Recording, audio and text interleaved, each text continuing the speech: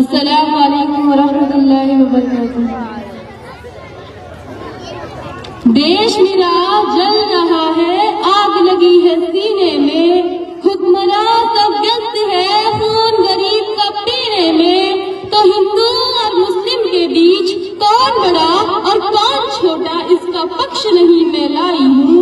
घायल भारत चीख रहा है, चीख सुनाने आई हूँ। सभा में उपस्थित सभी गणमान्य व्यक्ति, शिक्षकगण, मैं कक्षा 8 से अर्शीन परवीन भारत के जवान और हिंदू मुस्लिम के भेदभाव के विषय पर अपने कुछ विचार आप सभी के समक्ष साझा करना चाहूंगी कि दर्द हद से तब गुजरने लगता है जब मेरी आंखों के सामने ताज, पुलवामा, छत्तीसगढ़ में शहीद हुए जवानों के शत विशत जले शरीर के टुकड़े, रेत के टीलों से ऊपर जाती लाशों के ढेर और कश्मीर की खून से सनी लाल रंग के सड़कों के दशक सामने आते हैं।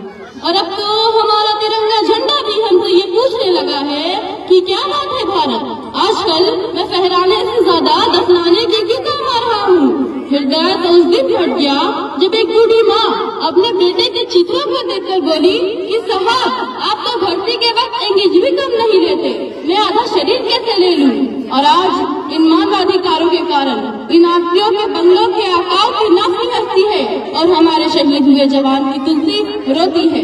फिर भी एक जवान घर से कहता है कि मैं दुश्मन से नहीं डरता, मैं भारत का जवान हूँ। मरुस्थल की रेत हूँ मैं, सियाचिन का आसमान हूँ। मैं दुश्मन से नहीं डरता, मैं भारत का जवान हूँ। मैं जून में जलती रेत पर लेटे कहता हूँ कि गर्मी आज कम है। मैं दिसंबर की ठंड पीकर कहता हूँ कि सर्दी का मौसम है। मैं बस में 9 दिन दफन होकर जिंदा निकलता हूँ। मैं हिंद महासागरों के लहरों के कपड़े बदलता हूँ कि आतंकवाद की औकात क्या जब मैं अपने रिश्तों से नहीं डरता, कि आतंकवाद की औकात क्या जब मैं अपने रिश्तों से नहीं डरता। मैं भारत का जवान हूँ, मैं दुश्मन से नहीं डरता, मैं भारत का जवान हूँ, मैं दुश्मन से नहीं डरता। मेरी दिवाली में उजाले तक का ख्याल नहीं, मेरी होली में रिश्तों का गुलाल नहीं। चाँद खरीद में इजाफा लाता है, मुझे तो राखी बांधने बस एक लिफाफा आता है। मेरी माँ के पैर छुए अरसे हो गए, मेरे पिताजी घर बैठे बूढ़े हो गए। मैंने सहूलियत का गला घोटा है, अपनी जरूरत नकारी है कि मैंने सहूलियत का गला घोटा है, अपनी जरूरत नकारी है। मैंने इस देश, इस वतन के लिए अपनी जान तक पारी है। मैं निर्दय हूँ, हाँ मैं निर्दय हूँ। मैं अपने उजड़ते हुए घरों आंगन से नहीं डरता, मैं भारत का जवान हूँ, मैं दुश्मन से नहीं डरता, मैं भारत का जवान हूँ, मैं दुश्मन से नहीं डरता। यह थी एक फौजी की दिल बड़ी कहानी, उन्हीं में से एक जिसकी कहानी मैं आपको कविता द्वारा सुनाना चाहूंगी कि शुरू हुआ सन 57 में, आजादी का नया फसाना था। 1907 में जन्म लिया एक बालक ने जिसे आगे चलकर शहीद आजम कहलाना था। भगत सिंह था नाम उसका, मुख सूरत से भी प्यारा था। तेज झलकता मुखमंडल पर भारत माँ का राज बुलारा था। जब से बसंती चोला ओढ़ा देश प्रेमी सहारा था। अरे दिलो दिमाग में रहता सदा ही इनकलाब का नारा था। लहू उतरा था आंखों में और खून का हर कतरा ही खोला था। जब जलियांवाला बाग में जनरल डायर ने फायर फायर बोला था। खून से लथपथ माटी देख दिमाग भगत का घूमा था और निर्दोषों के खून से सनी उस माटी को भगत सिंह ने चूमा था। 12 साल के भगत सिंह की आंख जलियांवाला देख भर आई थी। आजादी ही है दुल्हन मेरी कसम ये उसने खाई थी।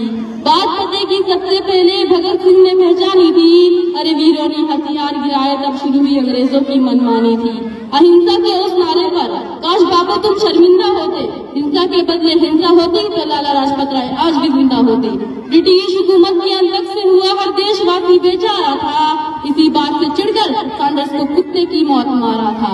जान हथेली पर लेकर आजादी का अफसाना गुनगुनाना था और अदालत में धमाका करके बहरी हुकूमत को इनकलाब सुनाना था। जेल में अधिकार न मिलने पर क्रांति वहाँ भी जारी थी और भगत सिंह को जेल में लाकर अंग्रेजों ने भूल कर दी भारी थी। यही भगत सिंह की कहानी थी। काश वो लोग जिन्होंने भारत को गुलाम बनाया आज भी जिंदा होते तो देखते कि ये वही बात है जिसे बीते कल में हमने जबरदस्ती अपने कदमों के नीचे रखा था। और आज वो पक्षी है जिसकी उड़ान हमसे भी ऊंची है। वो तो जिंदा नहीं, लेकिन उनकी संतानें जरूर सोचती होंगी कि हमारे पूर्वजों का किस देश से पाला पड़ गया था, जो आज एक लोकतंत्रात्मक देश है। अरे हमारे वीरों ने बलिदान दिया इसलिए कि वो जानते थे कि हमारा बलिदान खाली नहीं जाएगा, कि जिक्र अगर वीरों का होगा तो नाम हिंदुस्तान के वीरों का होगा। एक अजीबोगरीब बीमारी मुझे अपने समाज में नजर आती है कि लोग अपने धर्म, अपनी जाति को ऊंचा मानकर दूसरों के धर्म की अवहेलना करते हैं, जो कि सरासर गलत है। कि क्या बनाने आए थे और क्या बना बैठे, कहीं मस्जिद बना बैठे तो कहीं मंदिर बना बैठे। हमसे तो अच्छी ये परिंदों की जात है, कभी मस्जिद पर जा बैठे तो कभी मंदिर पर जा बैठे। मस्जिद की मीनारे बोली मंदिर के कंगूरों से, आओ मिलकर देश बचा ले इन मजहब के लंगूरों से। नफरत का असर देखो, जानवरों का बंटवारा हो गया, गाय हिंदू हो गई और बकरा मुसलमान हो गया।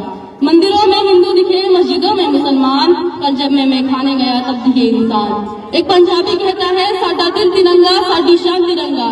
एक मुस्लिम कहता है हमारा कल्ब तिरंगा, हमारा फख्र तिरंगा। एक हिंदू कहता है हमारा पूज्य तिरंगा, हमारा भविष्य तिरंगा। एक मराठी कहता है आमचा मान आहे तिरंगा, आमची शान आहे तिरंगा। तो जब रास्ते एक तो मंजिल क्यों अलग अलग? हमने देश को आजाद कराया मिल करके, कानून बनाया मिल करके, तो अब देश क्यों ना बनाए मिल करके? क्योंकि अनेकता में एकता ही हमारी शान है, इसलिए हिंदुस्तानी हमारी पहचान है। अगर एपीजे अब्दुल कलाम मुस्लिम तो डॉक्टर भीमराव अम्बेडकर हिंदू। अगर भगत सिंह जवाहरलाल नेहरू गांधी जी हिंदू, तो अशफाक उल्लाह खां, आशा अब्दुल कादिर, जाकिर हुसैन मुस्लिम। क्या हुआ जो मैं हिंदू और तू मुसलमान है, मैं भी इंसान हूँ और तू भी इंसान है। हम दोनों आपस में ही रूठेंगे तो ये देश कैसे चलेगा? हम दोनों पहिए हैं एक गाड़ी की जिसका नाम हिंदुस्तान है। हमारे पूर्वजों से हमें यही सीख मिलती है कि हिंदू, मुस्लिम, सिख, ईसाई भाई थे और आज भी है भाई भाई। अंग्रेजों के आने पर हम चारों ने उन्हें ये सुनाया था कि कसरी है कमर, अब तो कुछ करके दिखाएंगे, आजादी ही बोलेंगे या मर के दिखाएंगे। हटेंगे नहीं पीछे डरकर कभी जुल्मों से, तुम हाथ उठाओगे हम पैर बढ़ा देंगे। बेशस्त्र नहीं है हम, बल है हमें चरखे का, परवाह नहीं कुछ दम की, मातम की है, जो जान हथेली पर है एक दम में गवा देंगे। सीखा है नया हमने लड़ने का ये तरीका, चलवाओ गन मशीनें हम सीना अड़ा देंगे। दिलवाओ हमें फांसी, दिलवाओ हमें फांसी, ऐलान से कहते हैं, खून से ही हम शहीदों के फौज बना देंगे। मुसाफिर जो अनमान के तूने बनाए जालिम, आजाद होने पर हम उनको भी जला देंगे।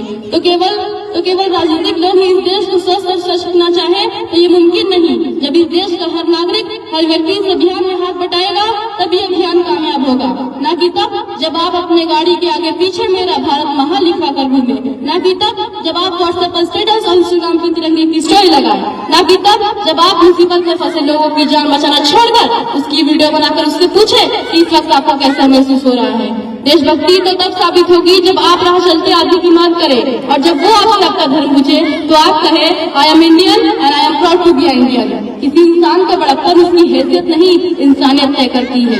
तो अंत में बस यही कहना चाहूंगी कि एक नया बदलाव लाना है, नीत सकारात्मक लेखनी विचारों में नया बदलाव लाना है, जाति धर्म का भेद मिटाकर फिर से अखंड भारत का निर्माण कराना है, खो रही इंसानियत को फिर से सभी इंसानों में जीवित कराना है, दूर हो भ्रष्टाचार भारत से कुछ ऐसा मिलकर प्रयास कराना है, गांव हो या शहर मिलकर सबका विकास कराना है, भोजन शिक्षा रोजगार मिले सबको एक ऐसा प्रयास कराना है, हम सबको मिलकर एक सशक्त भारत बनाना है, हम सबको मिलकर एक सशक्त भारत बनाना है। जय हिंद, जय भारत।